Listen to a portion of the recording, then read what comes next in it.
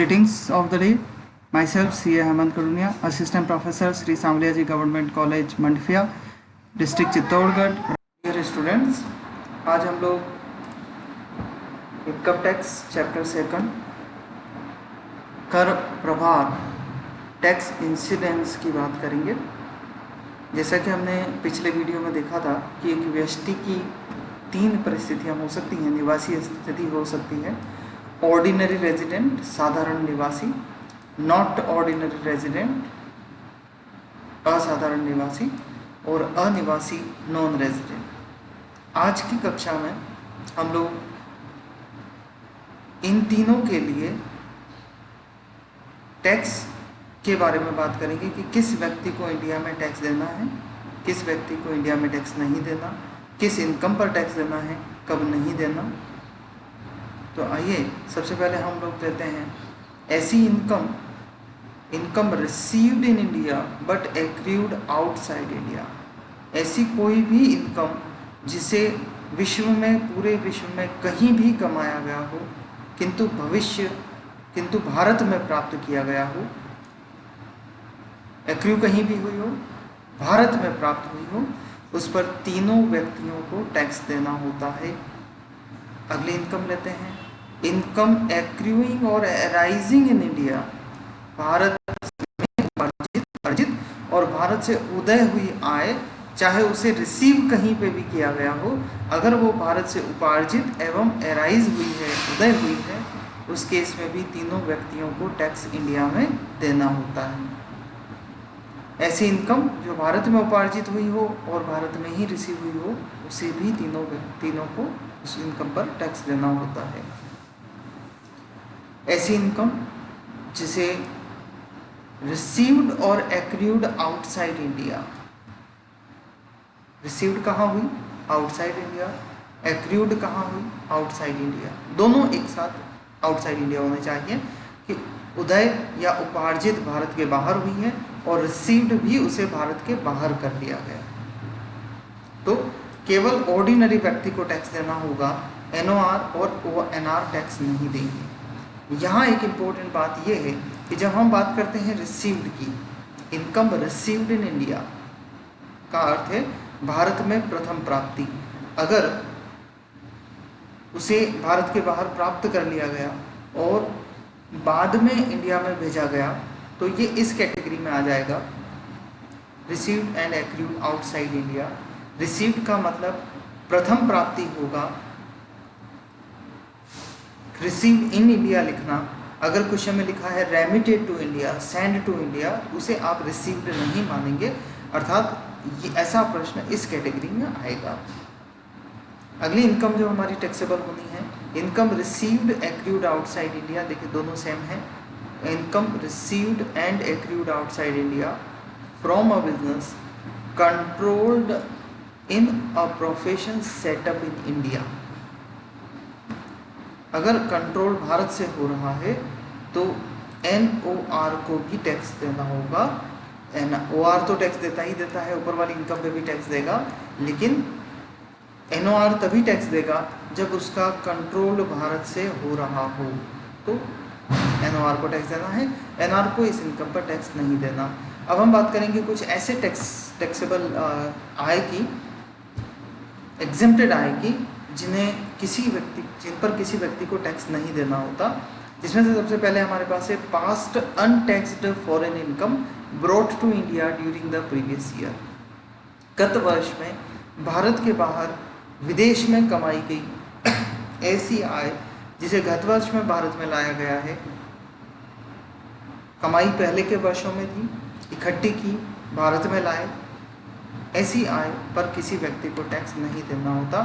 Dividend जो income dividend income from Indian company under section 1033 जो वर्तमान कर निर्धारण वर्ष में 10 लाख रुपए तक कर मुक्त होता है. आप इस बात को ध्यान रखें. तो 10 लाख रुपए से अधिक होने पर ये टैक्सेबल हो जाएगा. Gift received from relative fully exempt, और अगर नॉन रिलेटिव से मिल रहा है तो 50,000 रुपये तक का गिफ्ट जो है उस पर, उस इनकम पर किसी भी व्यक्ति को टैक्स नहीं देना होता। और भारत में अर्जित एवं रिसीव्ड की गई एग्रीकल्चर इनकम पर किसी व्यक्ति को टैक्स नहीं देना होता। तो आइए अब इन प्रोविजंस को हम उदाहरण सहित समझते हैं। शॉर्ट में एक बार अच्छे से समझ लें कि भारत में एक्रू हुई इनकम तीनों को टैक्स देना है, भारत में रिसीव्ड हुई इनकम तीनों को टैक्स देना है, भारत के बाहर एक्रूड और रिसीव्ड हुई हो, भारत के बाहर होनी चाहिए तो केवल ओआर को टैक्स देना है, एनओआर और एनआर को टैक्स नहीं देना। लेकिन अगर ऐसी इनकम जो भारत के बाहर उपार्जित हुई है और भारत के बाहर ही रिसीव हुई है किंतु उसका कंट्रोल भारत से हो रहा है, उसे उस इनकम पर ओआर और एनओआर दोनों को टैक्स देना होता है। उदाहरण से समझते हैं। ये हमारा पूरा पहला उदाहरण लेते हैं।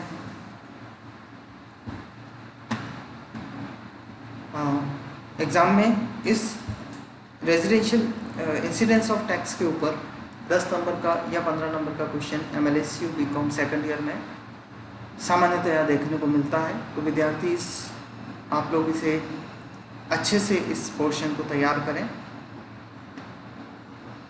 उदाहरण पढ़ते हैं। Following are the particulars of taxable income of doctor Mahesh Kumar for the previous year ending 31 March 2000।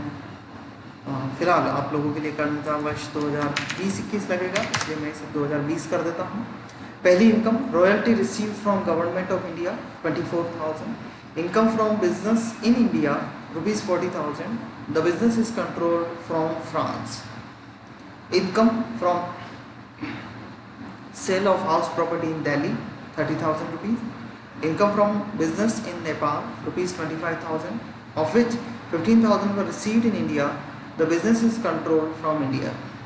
Income from house property in America 10,000 rupees, which was deposited in a bank in America rupees 4,000. Out of this were remitted to India. Income from investment in Japan rupees 10,000. Interest received from non-resident 5,000 rupees against a loan given to him to run a business in India. Royalty received from a resident for technical services given to run a business outside India rupees 20,000. And last point, past untaxed income which was brought to India in previous year rupees 6,000. Calculate the total income of Dr. Mahesh Kumar for the assessment year 2020-21. If he is resident of India, non-resident, ordinary resident, not ordinary resident in India, and non-resident. तो अब इसके answer की बात करते हैं। पहला point जो हमारा है प्रश्न का था, royalty receive from government of India. देखिए क्लियरली इस सेंटेंस को पढ़ने से ये पता लग रहा है कि जो रॉयल्टी रिसीव्ड हुई है वो गवर्नमेंट ऑफ इंडिया से हुई है, अर्थात ये इनकम भारत से एक्रू हुई है और भारत से एक्रू होने वाली इनकम पर तीनों व्यक्तियों को टैक्स देना होगा। आप इस तरीके से कॉलम बना लेंगे, ऊपर लिखेंगे computation of total income of doctor Mahesh Kumar for the assessment year 2020-21। आपको इन जनरल सभी चैप्टर्स में यही इसी तरीके का हेडिंग रखना होगा। आप ऊपर लिखेंगे कंप्यूटेशन ऑफ लगभग चैप्टर का नाम, टोटल इनकम जैसे इस प्रश्न में पूछा गया है, उस व्यक्ति का नाम ऑफ डॉक्टर महेश कुमार, और नीचे वाली लाइन में आप लिख सकते हैं फॉर द असेसमेंट ईयर 2020-21 आप लोगों के लिए जो एप्लीकेबल होगा। फिर आप 3-4 कॉलम बना देंगे। पहला कॉलम होगा पर्टिकुलर का, दूसरा कॉलम होगा ऑर्डिनरी रेजिडेंट का, तीसरा नॉट ऑर्डिनरी रेजिडेंट का, और चौथा नॉन रेजिडेंट का। Royalty received from government of India, जो पॉइंट प्रश्न में लिखा गया था वही पॉइंट आप यहाँ नोट कर दें। 24,000 रुपये, जैसे हमने अभी डिस्कस किया कि ये इनकम भारत से उपार्जित हुई है, अतः तीनों व्यक्तियों को टैक्स देना होगा 24. अगली इनकम लेते हैं। Income from business in India 40,000। This business is controlled from France. पहली लाइन पढ़ते हैं। Income from business in India, Bharat से उपार्जित हुई आय पर तीनों व्यक्तियों को टैक्स देना होता है। इस बात से हमें कोई विशेष मतलब नहीं रहेगा कि इसका कंट्रोल कहाँ से होता है। भारत में प्राप्त इनकम और भारत से उपार्जित इनकम पर तीनों व्यक्तियों को प्रत्येक दशा में टैक्स देना होता है। तो 40,000, 40,000, 40,000। अगली इनकम है हमारी income from sale of house property in Delhi. Again वही पॉइंट बनेगा कि दिल्ली इंडिया में है, इंडिया से उपार्जित हुई आय है, अतः तीनों व्यक्तियों को टैक्स देना होगा, OR को भी, NOR को भी और NR को भी। 30, 30, 30। अगली इनकम लेते हैं हम लोग, इनकम फ्रॉम बिजनेस इन नेपाल। अब देखिए नेपाल भारत में नहीं है। Of which 15,000 were received in India, the business is controlled from India. Income 25,000 रुपए की है, 25,000 रुपए में से भारत के बाहर उपार्जित हुई है, लेकिन इसमें से 15,000 रुपए भारत में प्राप्त हुए हैं। भारत में प्राप्त इनकम पर तीनों को टैक्स देना होता है। तो जितना हिस्सा 15,000 रुपए का भारत में प्राप्त हुआ है उसे तीनों व्यक्तियों को टैक्स देना है। 15,000 यहाँ पे भी आएगा, 15,000 यहाँ पे भी आएगा और 15,000 NR के लिए भी आएगा। अब अगर हम आगे वाली लाइन पढ़ते हैं कि the business is controlled from India. हमने ऊपर एक पॉइंट देखा था कि अगर भारत के बाहर की आय है, भारत के बाहर उपार्जित हुई है, भारत के बाहर रिसीव हुई है, लेकिन उस बिजनेस का कंट्रोल इंडिया में होता है, तो इस दशा में ऐसी इनकम पर OR को और NOR को दोनों को टैक्स देना है। तो जो बची हुई इनकम 10,000 है, जो नेपाल में ही उपार्जित हुई, नेपाल में ही प्राप्त हुई, उस 10,000 रुपये पर OR को भी टैक्स देना है और NOR को भी टैक्स देना है। आपको समझाने के लिए मैं आपको ऐसे समझा सकता हूँ कि ये देखिए, हमने पहले 15,000 रुपये पर तीनों को टैक्स दिला दिया। अब जो बची हुई आय है 10,000 रुपये, उस 10,000 रुपये पर क्योंकि भारत के बाहर उपार्जित हुई है, भारत के बाहर रिसीव हुई है, केवल ऑर्डिनरी रेजिडेंट को टैक्स देना है, इन दोनों को नहीं देना। लेकिन क्योंकि प्रश्न में लिखा है बिजनेस कंट्रोल हुआ है भारत से, अतः नॉट ऑर्डिनरी रेजिडेंट को भी इस पर टैक्स देना होगा। तो आप इस तरीके से भी दो पार्ट करके लिख सकते हैं और आप इसको जोड़कर 25,25 और 15,000 भी नोट कर सकते हैं। अगला पॉइंट लेते हैं। अगला पॉइंट है हमारा income from house property in America. Bharat के बाहर उपार्जित हुई 10,000 rupees which was deposited in a bank in America. Bharat के बाहर प्राप्त हुई, भारत के बाहर उपार्जित, भारत के बाहर प्राप्त की गई। 4,000 out of this were remitted to India, जो भारत में भेजी गई। रिसीव अमेरिका में हुई है, उसके बाद में भेजी गई, जिसका आपके लिए कोई अर्थ नहीं रहेगा। हमें सिर्फ ये पॉइंट देखना है, अर्जित हुई अमेरिका में, प्राप्त हुई अमेरिका में, अतः केवल ऑर्डिनरी रेजिडेंट को टैक्स देना है, NOR और NR को टैक्स नहीं देना। NOR के लिए हमें इस प्रश्न में देखना होगा कि क्या इस प्रॉपर्टी का कंट्रोल भारत से किया जा रहा है, जो कि प्रश्न में सूचना नहीं है, अतः इस पर NOR को टैक्स नहीं देना होगा। अगला पॉइंट है हमारे पास income from investment in Japan, rupees 10,000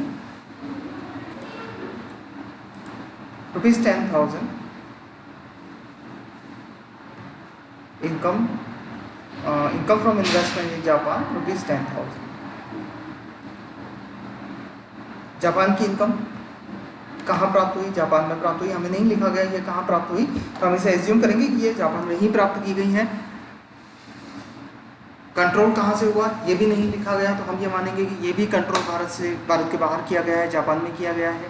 अतः ऐसी इनकम जो भारत के बाहर उपार्जित हुई है, भारत के बाहर प्राप्त हुई है, कंट्रोल भी भारत के बाहर है, उस पर केवल OR को टैक्स देना होता है, केवल पहला व्यक्ति टैक्स देगा। ये दोनों व्यक्ति NOR और NR टैक्स नहीं देंगे। Interest received from a non resident rupees 5,000 against a loan given to him to run a business in India. 5,000 रुपये का ब्याज प्राप्त हुआ, और वो ब्याज कहाँ प्राप्त हुआ है? व्यवसाय भारत में किया गया है, अतः तीनों व्यक्तियों को टैक्स देना होगा। OR, NOR और NR भारत से उपार्जित आय मानी जाएगी इसको। अगला पॉइंट हमारे पास है बच्चों, royalty receive from a resident for technical services given to run a business outside India. देखिए पैसे का उपयोग कहाँ हुआ है? सामने पेयर की आपको रेजिडेंशियल स्टेटस नहीं देखना, आपको ये देखना है कि जो सर्विसेज, जो अमाउंट का यूज़ हुआ है वो कहाँ हुआ है। Technical services given to run a business outside India, इसका मतलब आउटसाइड बिजनेस इनकम जो है वो भारत के बाहर उपार्जित हुई है। केवल पहला व्यक्ति टैक्स देगा, OR टैक्स देगा, NOR और NR टैक्स नहीं देगा। और अंतिम कड़ी, पास्ट, अंतिम point, past untaxed income which was brought to India in the previous year, गत वर्ष से पूर्व के वर्षों में अर्जित की गई आय जिसे गत वर्ष में भारत में लाया गया, इस पर किसी व्यक्ति को टैक्स नहीं देना होता। तीनों के लिए आप लिख कर और पॉइंट को डैश डैश कर देंगे। यहाँ विद्यार्थियों, बच्चों, मैं आप लोगों को राय दूंगा कि आप लोग सभी पॉइंट्स को इस तरफ नोट करें। चाहे जैसे पास्ट अनटैक्सड इनकम थी, मैंने उसे डैश डैश किया, तो आपको भी ऐसा करना है। ऐसा नहीं कि आप उसे लिखें ही नहीं और छोड़ दें। माना कि आंसर करेक्ट हो जाएगा, बीकॉम लेवल, ग्रेजुएशन लेवल तक ऐसा आप कर भी सकते हैं। परंतु अगर कभी इस पॉइंट के पॉइंट वाइज मार्क्स हुए तो शायद आपके वो मार्क्स काट दिए जाएं, जैसा कि जनरली प्रोफेशनल कोर्सेज में क्या होता है, CA CS में आपको इसे लिखना होता है, लिखने पर ही आपको इस पॉइंट के नंबर मिलेंगे। इसके बाद अंत में आपको पूरा प्रश्न कर लेना है। कर लेने के बाद में इन तीनों कॉलम की टोटल लगा लेनी है, जिसे आप टोटल इनकम कहेंगे। 1,64,000 पहले की टोटल आई जिस पर उसे टैक्स देना है OR को, NOR की टोटल आई 1,24,000 और NR की टोटल आई 1,14,000। ये था हमारा पहला क्वेश्चन। इसकी एक एक्सरसाइज है मेरे पास में, जो मैं आपको इस पेंडेमिक पीरियड के बाद में, इस कोरोना वायरस के पीरियड के बाद में अगर नॉर्मल क्लासेस होती हैं तो मैं इस एक्सरसाइज को ज़रूर आप लोगों को क्लास में करवाऊंगा। एक बार एक और हम अगला उदाहरण लेते हैं। देखिए ये उदाहरण मेरे पास है। The following are the income of Shri Shastri for the previous year 2019-20। पहला point, income from agricultural in Bangladesh 3,20,000, salary received in India but the services were rendered in Japan, computed rupees 2,20,000. Income from business carried on in India 1,20,000. Dividend from company carried on in India 40,000 rupees. Income from business in Sri Lanka but controlled from India and remitted to India 1,60,000. Income earned and received in Bangladesh from bank deposit there 90,000 rupees. Compute the gross total income of Shri Shastri for the assessment year 2020-21. If he is resident, means ordinary resident, not ordinary resident and non-resident. Again जब हम इस प्रश्न का हल करेंगे तो वही तरीका रहेगा। आप अपना आंसर स्टार्ट करेंगे। Computation of total income of Shri Shastri for the assessment year 2020-21। आप 4 कॉलम बनाएंगे। पहला कॉलम पर्टिकुलर का होगा, आगे के 3 कॉलम OR, NOR और NR के लिए रहेंगे। आप अपने पॉइंट्स को नोट करेंगे। पहला पॉइंट हमारे पास था income from agriculture in Bangladesh 3,20,000। तो आप ध्यान दो, इनकम कहाँ उपार्जित हुई है। आप बता भी सकते हो, अपने मन से सोच सकते हो, बांग्लादेश में। बांग्लादेश भारत के बाहर है, भारत के बाहर उपार्जित हुई। प्राप्त कहाँ हुई, प्रश्न में नहीं लिखा तो भारत के बाहर मानोगे। भारत के बाहर उपार्जित, भारत के बाहर प्राप्त। अगला पॉइंट आता है, क्या इस प्रश्न में कंट्रोल के बारे में कहा गया था, तो कंट्रोल नहीं लिखा है।